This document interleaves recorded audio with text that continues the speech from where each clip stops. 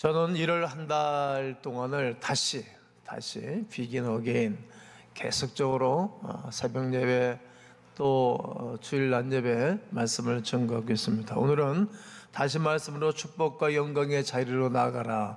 성경은 하나님의 말씀에 대해 대전제가 깔려 있지요.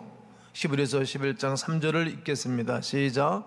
믿음으로 모든 세계가 하나님의 말씀으로 지어진 줄을 우리가 아나니 보이는 것은 나타난 것으로 말미암아 된 것이 아니니라.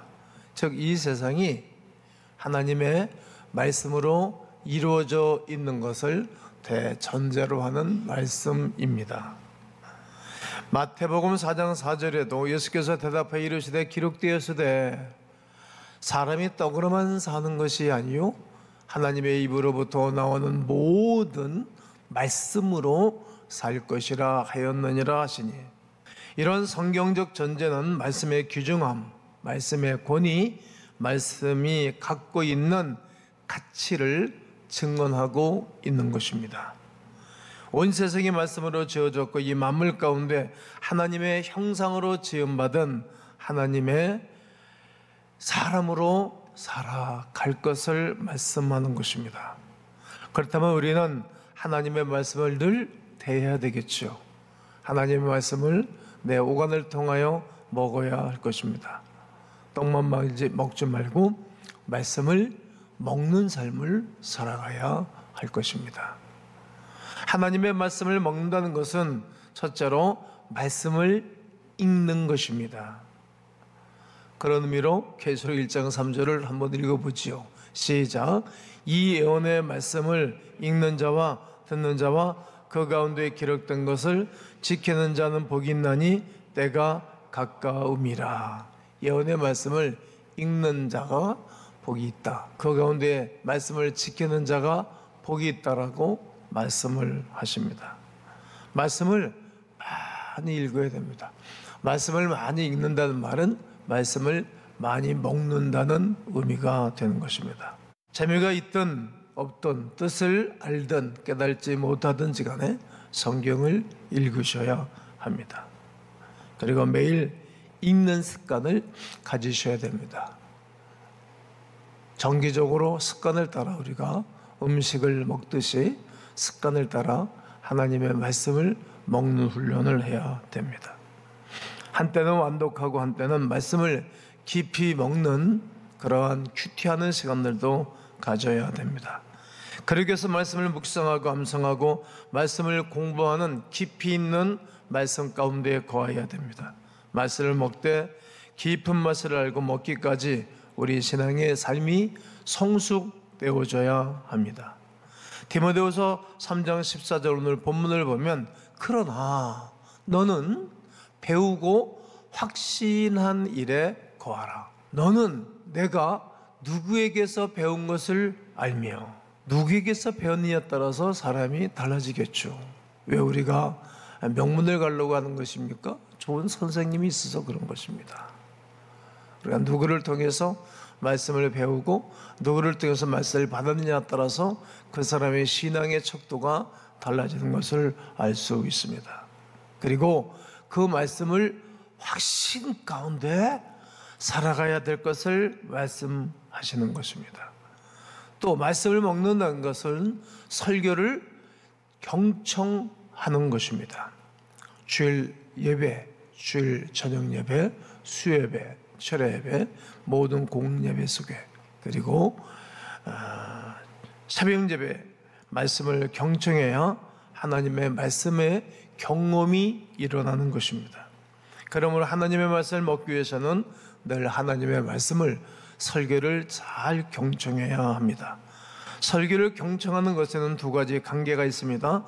갈라디아서 6장 6절에 보면 가르침을 받는 자는 말씀을 가르치는 자와 모든 좋은 것을 함께 하라고 말합니다. 하나님과 나와의 관계입니다. 말씀을 내가 듣고 말씀대로 순종해야만 하나님과 좋은 관계가 형성이 됩니다.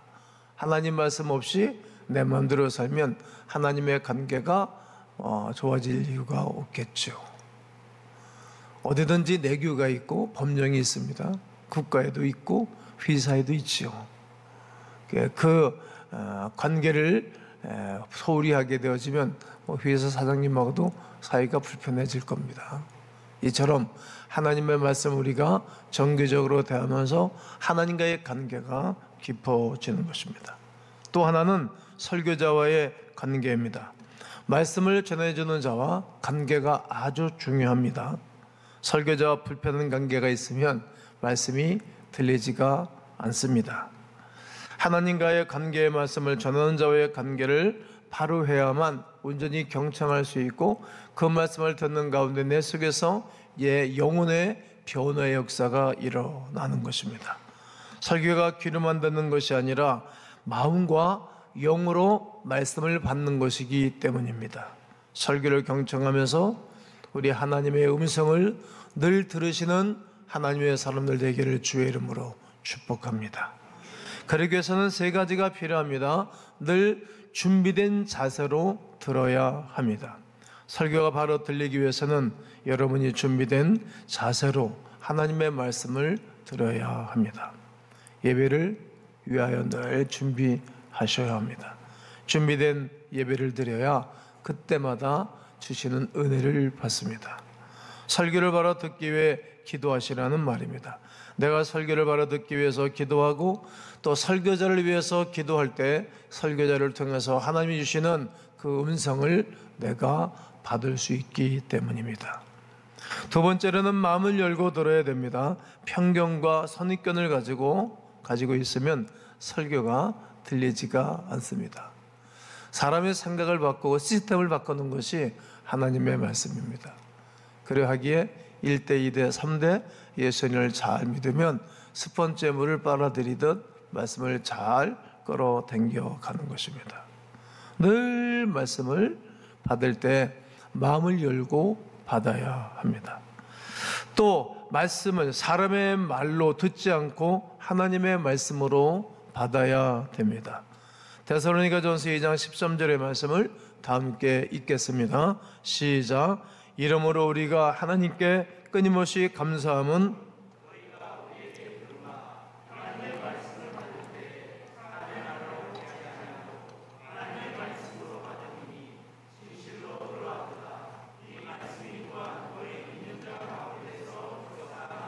그렇습니다. 이것이 성경이 말하는 하나님의 말씀을 받는 자의 자세를 말하는 것입니다. 또한 우리가 새겨야 할 것은 말씀에 순종하라는 것입니다. 디모데후서 오늘 본문에 3장 13절 14절에 보면 악한 사람들과 속이는 사람들은 더욱 악해져서 속이기도 하고 속기도 하나니 마지막 때가 되면 구별을 잃어버리고 비인간화가 되어진다라고 성경은 말합니다. 그러나 너는 배우고 확실한 일에 거하라. 너는 네가 누구에게서 배운 것을 알며 하나님의 말씀에 온전히 순종해야 될 것을 말하는 것입니다. 이것이 얼마나 신실한 하나님의 명령입니까? 이것은 성경을 펼칠 때마다 우리 앞에 다가오는 하나님의 명령입니다. 그러나 말씀에 순종하는 것을 잘못 받아들이면 막연할 뿐입니다. 오늘 본문에서 이 문제를 상세하게 가르쳐 주는데 15절에서 또 네가 어려서부터 성경을 알았나니 성경은 능히 너로 하여금 그리스도 예수 안에 있는 믿음으로 말미암아 구원에 이르는 지혜가 있게 하느니라고 말합니다. 하나님의 말씀을 순종함으로 구원에 이르는 지혜가 나타나는 것입니다. 구원에 이르는 지혜가 무엇일까요? 우리가 전도해야 하는 사명이 곧 말씀에 순종하는 것의 본질입니다. 이 말씀을 통해 구원에 이르는 지혜를 발견하게 되는 것입니다. 하나님의 말씀을 전해주는 사람을 통하여서 구원의 역사가 일어나는 것입니다. 복음에 대해서 부정한 사람이 한 사람을 향해서 7번 정상적인 복음이 증거되어지면 그 사람이 변환되는 거예요. 예수를 믿는 것입니다. 이것이 통계적으로 나온 것입니다. 상대의 인격과 상대의 삶과 상대를 존경하는 자세로 말씀을 받으면 구원의 역사가 일어나는 것입니다. 그러기에 때를 얻든지 못 얻든지 너는 말씀을 전파하라고 말합니다. 말씀이 전파되어져야 듣는 이가 있고 받는 이가 있고 구원의 역사가 일어나기 때문입니다. 또한 말씀에 순종하는 삶 자체는 곧 복음 전도의 삶입니다. 이 말씀에는 구원에 이르는 지혜가 나타나고 그것을 경험으로 증거되는 것입니다. 전도는 내가 하나님의 말씀에 순종한 경험의 증거입니다. 또한 말씀은 우리를 교훈하고 책망하고 바르게 하고 의로 교육하기에 유익하다고 말을 합니다. 오늘 16절을 다시 한번 읽겠습니다. 시작. 모든 성경은 하나님의 감동으로 된 것으로 교훈과 책망과 바르게 함과 의로 교육하기에 유익하니. 교훈을 받아야 할 것, 책망받아야 될 것, 바르게 해야 될 것, 의로져야 될 것들이 말씀의 순종함으로 말미암아 변화되어져 가는 것입니다. 예수님은 말씀하셨습니다. 마태복음 16장 24절에 이에 예수께서 제자들에게 이르시되 누구든지 나를 따라오려거든 자기를 부인하고 자기의 십자가를 지고 나를 따를 것이니라. 우리 안에 하나님 앞에 책망받을 것, 바르지 못한 것들이 있다라면 이것을 하나하나 부인하고 버리는 겁니다. 뭐가 아깝다고, 뭐가 손해본다고 안 버리는지 모르겠어요. 제가 전에 말씀을 드렸습니다만 명문 좋은 회사, 대기업들은 회의를 한다는 거예요. 우리가 내년도는 우리가 버릴 게 무엇입니까? 비생산적인 것은 버리는 거예요. 비효율적인 것은 버리는 거예요. 생산성이 뛰어나지 않는 것은 버리는 것입니다. 단종시키는 게 바로 그런 것 아닙니까? 우리가 단종시키고 버리고 정리할 것은 버려야 되는 것입니다. 무엇으로? 하나님의 말씀으로 잘못된 것을 하나하나 내동댕이 치는 것입니다. 신앙생활의 기본이 무엇입니까? 자기를 부인하는 것입니다. 바꾸는 것입니다. 시스템화를 시키는 것입니다. 그래서 예수님은 신앙생활의 기본 제사를 말할 때에 너 자신부터 부인하고 따라오라고 말하는 것입니다. 회개를 말하는 것입니다. 잘못된 자신으로부터 돌이키고 변화를 하는 것입니다. 그것만이 아닙니다. 자기 십자가를 지고 나를 쫓을 것이니라. 내가 할 일은 내가 하는 거예요. 그래서 힘이 들죠. 자기가 할 일은 하지 않으면서 입으로만 한 지도자 누가 따르겠습니까? 본인이 해야 할 것은 하지 아니하면서 요구만 한다면, 권리만 행사한다면 그것은 온전한 하나님의 사람이 아닙니다. 잘못된 것으로부터 돌이켜야 되고, 그리고 자기가 해야 할 일, 십자가를 지고 주를 따라가는 것입니다. 교훈, 책망, 바르게 함, 이것이 하나님의 말씀에 순종함으로 말미암아 이루어져가는 것입니다.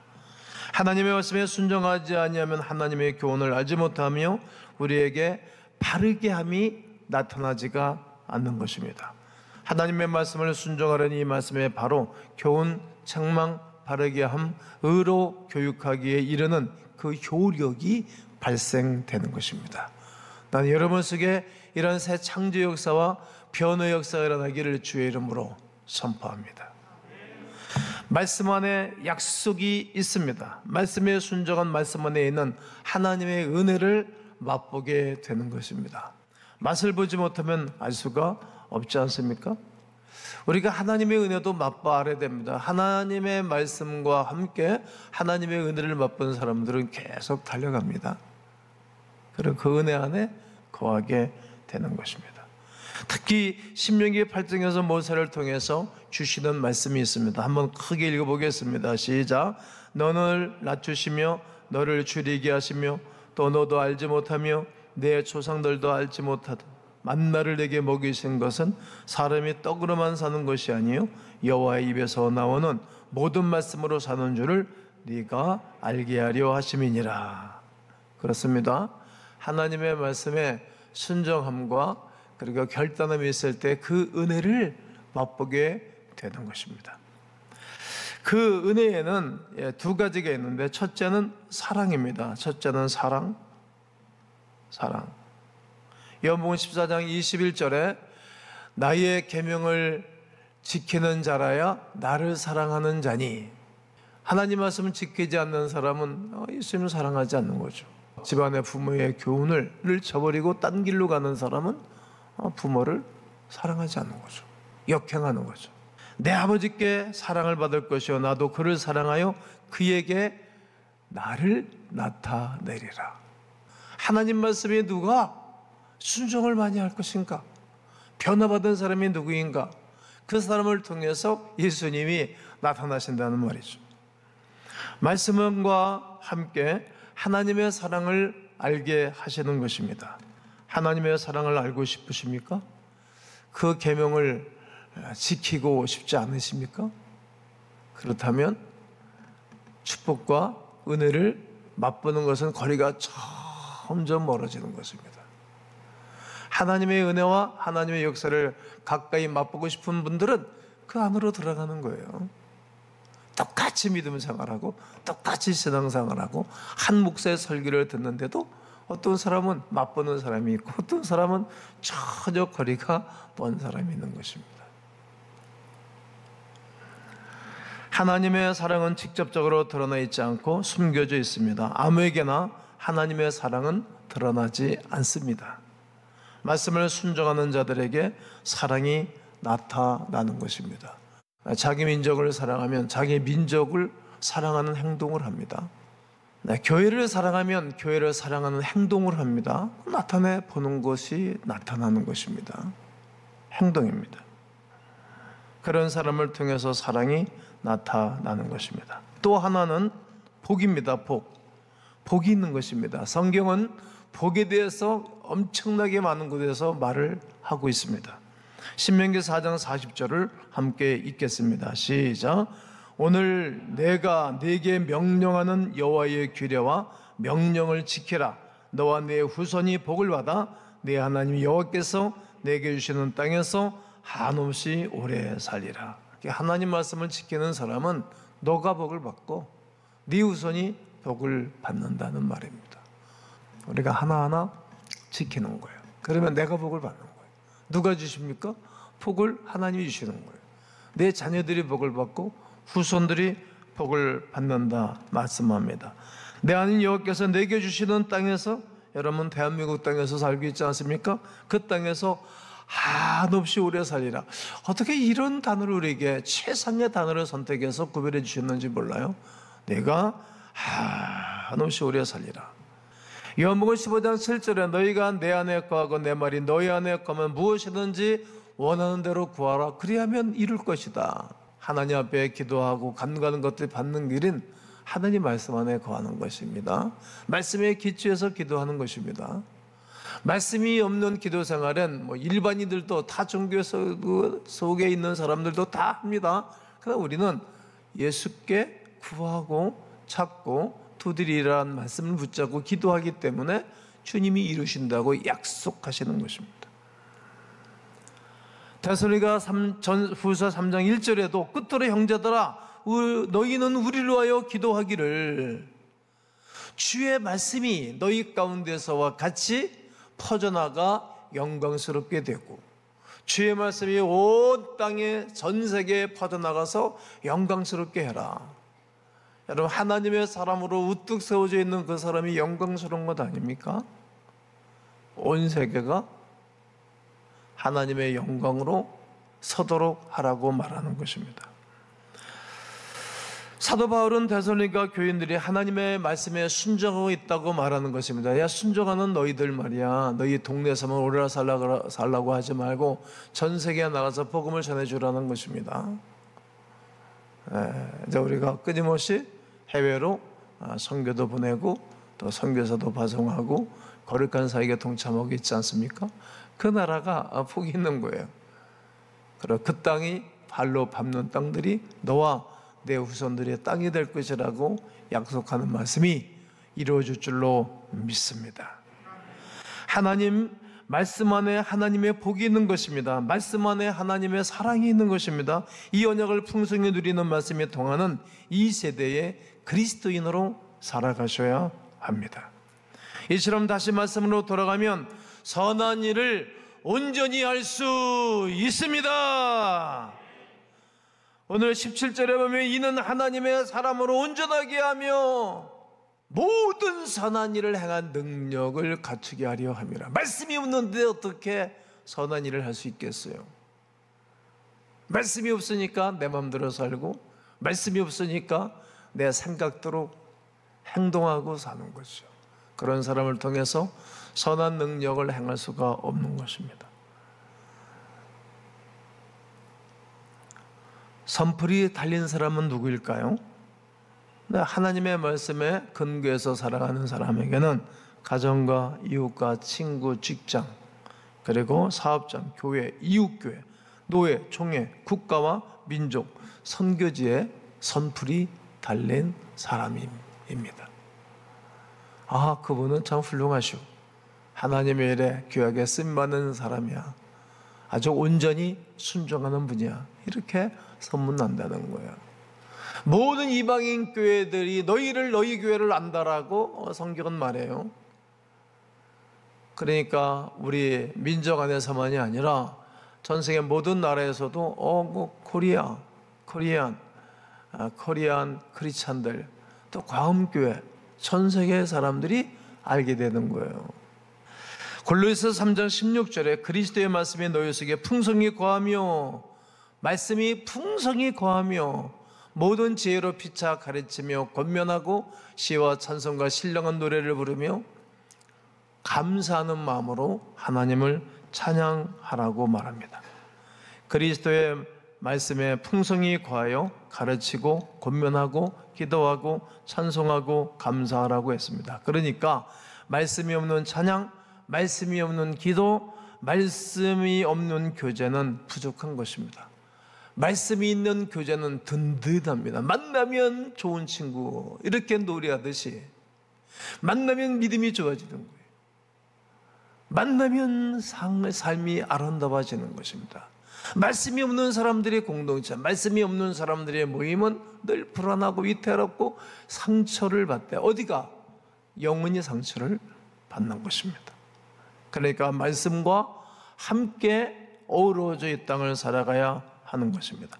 우리 속에 말씀을 담고 찬양하고 권면하고 기도하고 늘 감사해야 될 것을 신앙의 선진들을 통해서 이미 우리에게 가르쳐주고 있는 바입니다. 그러므로 하나님의 말씀을 맛보아 알아야 될 것을 말합니다.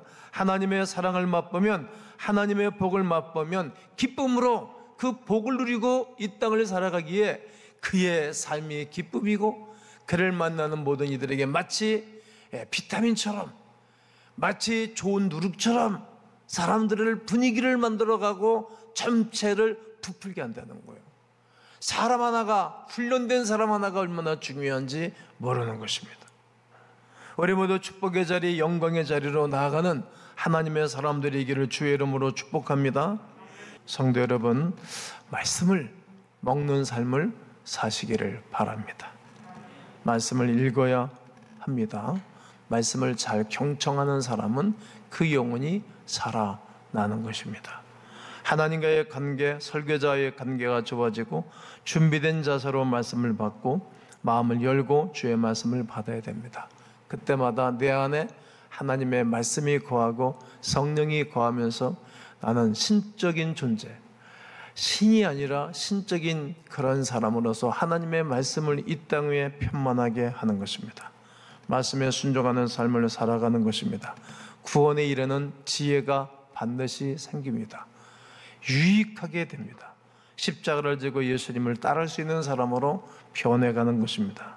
말씀에 순종하는 자에게 두 가지의 은혜가 있습니다. 하나는 뭐라 그랬죠? 사랑입니다. 사랑. 이런 사람을 통해서 하나님의 사랑이 나타나 가는 것입니다. 그리고 축복입니다. 네가 사는 땅에서 잘 살고 오래 살고 네 자손도 그리할 것이라고 말합니다. 그러므로 말씀을 읽고 영광스럽게 사는 축복된 성도들이 되시길 바라겠고, 성경에서 너희가 영생이 있는 줄 알고 성경을 상고하거냐 말씀을 하고, 요한복음 5장 24절에는 내가 진실로 너에게 이르노니 내 말을 듣고 또 나 보내신 이를 믿는 자는 영생을 가졌고 심판에 이르지 아니하나니 사망에서 생명으로 옮기느니라. 영적인 생명이 풍성한 하나님의 거룩한 백성들이 되시기를 주 예수 그리스도의 이름으로 축원합니다.